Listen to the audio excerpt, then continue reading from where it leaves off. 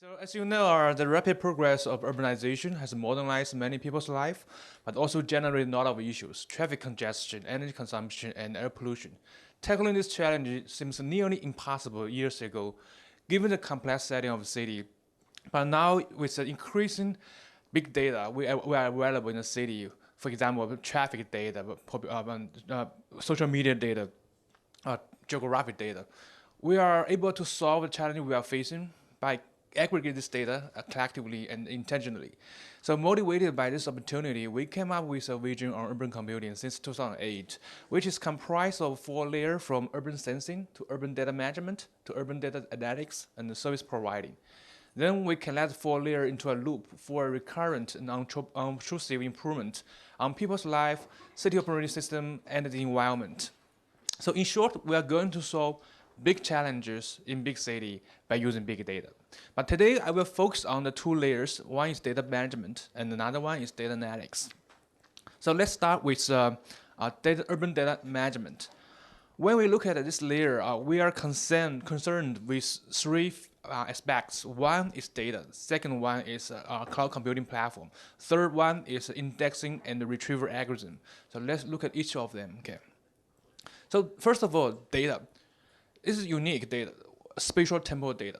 In urban space, every information is associated with spatial information, location, and timestamps. So in terms of structure of data, we can categorize data into 2 groups indicated by the 2 rows. One is point-based data, another one is neural network-based data. Okay. Further, in terms of its spatial temporal property, we can partition the data into 3 groups indicated by the 3 columns. So there are 2 by 3, 6 categories of data in urban space. No matter what kind of data you can imagine, I can fit them into one out of the 6 models. Okay. For example, the trajectory data is here. In terms of its data structure, it's a kind of a network data. It's a sequence of time-oriented points connected each other. Okay. And the spatial information changing over time because the moving object keep on moving. And the temporal property associated with each object or moving object also changing over time. For example, travel speed changing over time and heading direction changing over time. So this is a 6th category we define for our platform. Second, the platform. What kind of platform you have? You can imagine we are using cloud computing platform. So on one hand, we have a diversity of large-scale urban data. On the other hand, we have a diversity of applications that require urban scale response in an instantaneous way. So there's a gap between data and application. Unfortunately, I can tell you, current commercial cloud computing service cannot support spatial temporal data very well for the following 3 reasons. First, the data structure is very unique. It's different from text, document, images. Okay, for example, the structure of trajectory, actually a sequence of time-ordered points. As time goes by, the trajectory, the length of trajectory keeps on increasing. It's not fixed size document. Okay, so the data structure is different. Second, the query on spatial temporal data is different from query on text. We usually issue some keywords and do keywords matching to retrieve documents. But for spatial temporal data, we usually do spatial temporal range query. For example, retrieval that vacant taxi around me in past 1 minute. So it's a range query and sometimes KNN queries. Find the nearest gas station around me. So they're totally different from keywords more matching. The third reason is in urban computing, we usually need to harness a diversity of data instead of single data. So how to organize organically, okay, the diversity of data in one application. This calls for hybrid indexing structure, hybrid spatial temporal indexing structure. So current current cloud computing service cannot support spatial temporal data because they are not designed for the 3 aspects. Okay. So what do we do here is we leverage existing cloud computing platform and we define 6 types of data model. Once you have a data stream into the system, we can put them in one out of the 6 models. Then we leverage existing storage provided by Azure, which is kind of Microsoft cloud service. And this is existing service. Now, what we define is this layer. we design spatial temporal indexing structure and integrate them into Spark, Storm, and Hadoop, and provide APIs to upper level machine learning and data mining algorithm or applications. I will demonstrate the capability of the platform with some examples. First, we are trying to identify some locations for deploying charging stations for electrical vehicles. We are going to find some location that covers the maximum number of unique trajectories. So this is basically a submodular maximization problem. I'll give you a real system we deploy in Guiyang based on this platform. So here we are using the trajectory data from TestCap in Guiyang in past 1 year. Supposing we are going to deploy 5 charging stations in this area based on the trajectory. We are going to identify 5 locations, collectively cover the maximum number of taxi trajectories.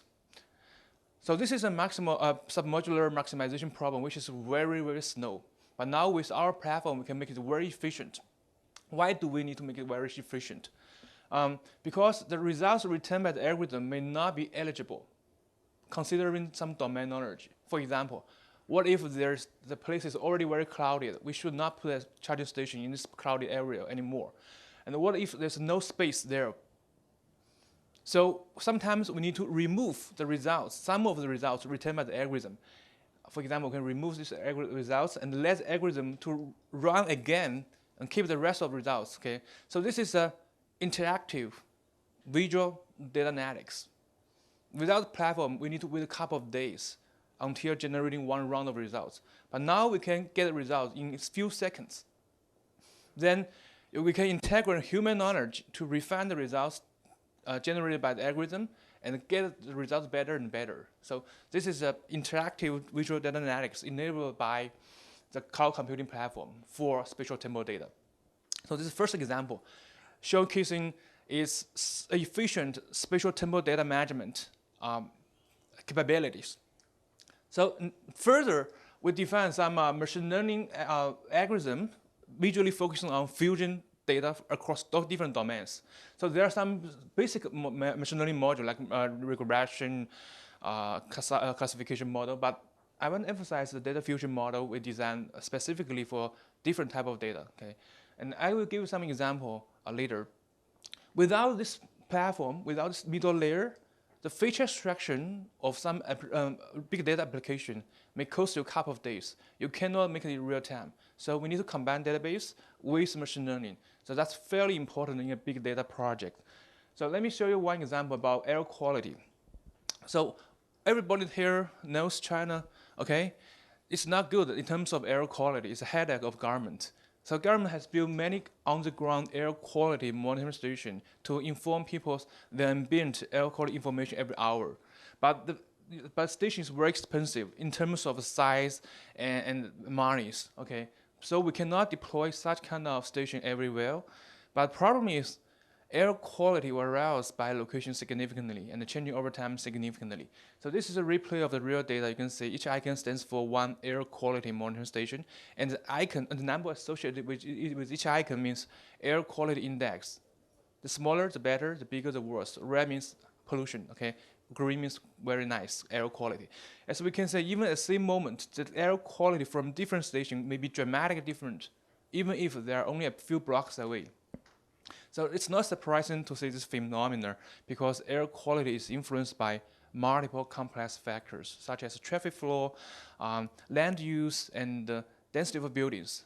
They are different in different parts of the city. So the problem is, what if there's no station built here? What's the air quality of this place? We have no idea. We cannot calculate it based on linear interpolation. It's because it's non-linear, okay? So what we do here is we infer the fine-grained and the real-time air quality throughout the entire city based on 2 parts of information.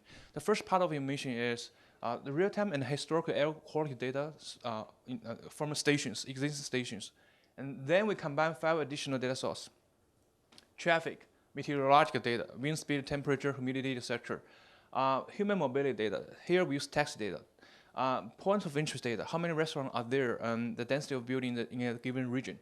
And the structure of a neural network, how many traffic lights, number of intersections, So we put them together to build a machine learning model between the data we observe in a region and the air quality of the region. So in the future, even there is no station built, we can use the model to infer the air quality through the entire city, because all the data are already available. So we don't need to build station there.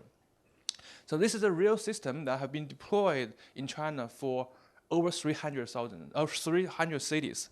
So this technology has been deployed with Chinese Ministry of Environmental Protection. So it's real. You can test this URL. This is fine-grained air quality in Beijing and also across Hubei region. So we put together the data from Beijing and across Hubei area, including Tianjin, Hebei, Zhejiang, etc. Because sometimes the problem might not lie in Beijing itself.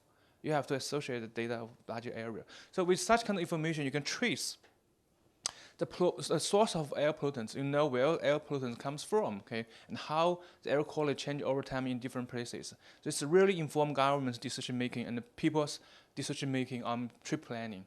So I would like to mention a little bit about the data fusion model we use here. It's not just a bunch of features to linear regression. It's not that simple, okay. So first of all, each white circle denotes a station that has been built by government. A blue circle means the location we're going to predict. We have no idea what's the air quality about this area. So each slice means a timestamp, 2 p.m., 3 p.m., 4 p.m. First of all, the air quality of one location has a temporal dependency, which is indicated by these broken arrows. If the current hour is not good, then the next hour could not be good, okay? This is a temporal dependency in 1 hour. And also the air quality of different location has a spatial correlation, because air pollutants may be blown from one places to another places, so which is indicated by the red arrows. So a good model has to simultaneously model the the temporal correlation between different hours in the same place and the spatial correlation of air quality between different locations. So here we come up with a co-training based semi-supervised learning model which has a spatial classifier to model the spatial correlation of air quality, and the temporal classifier to model the temporal dependency of air quality in one location. Then the two classifier has a mutually reinforcement learning in a co-training framework. So this is the general idea of the data fusion. It's not simple linear combination. So this paper was published at KDD 2013 and finally deployed in China. Now the second step is to forecasting air quality over the next 48 hours. So this is a real system. You can click on each icon, and you can see for the next 6 hours, we give an hourly real number prediction. And for the next 7 to 12 hours, it's a maximum and mean range of air quality in a given time slot. So this is also real, and this is a publication at the 2015. It's also a multi-view learning, multi-kernel learning method. So this is the current system covering the 300 cities in China. What's the accuracy? It's about 75 accurate in the next 6 hour prediction in Beijing, but it's more accurate in other cities because Beijing is more complicated than other cities. And you can see how our prediction align with ground truth. So you can see air quality change over time tremendously. Okay, it's not that smooth. It's really hard to predict. Okay. And this is a system we deployed in urban mobile applications. So the next example I want to show is about energy consumption and pollution emission, and also about traffic condition. Okay, so here we're going to estimate the travel speed, traffic volume, gas consumption, and the pollution emission on each and every road segment throughout the entire city by combining a diversity of data. GPS trajectory data of taxi cabs, point of interest data, road network data, and even meteorological data. So here I show you the example we deploy in Guiyang City, which is a pilot project of big data in China. Okay, so the system is real. The trajectory data, meteorological data, really streaming into our system in a real-time manner. And you can see here we do not only show the travel speed, but also traffic volume, which is different from travel speed. Traffic volume defines how to define traffic volume. The number of vehicles traversing a given road segment in a given time slot. So there's no traffic volume map so far in the world.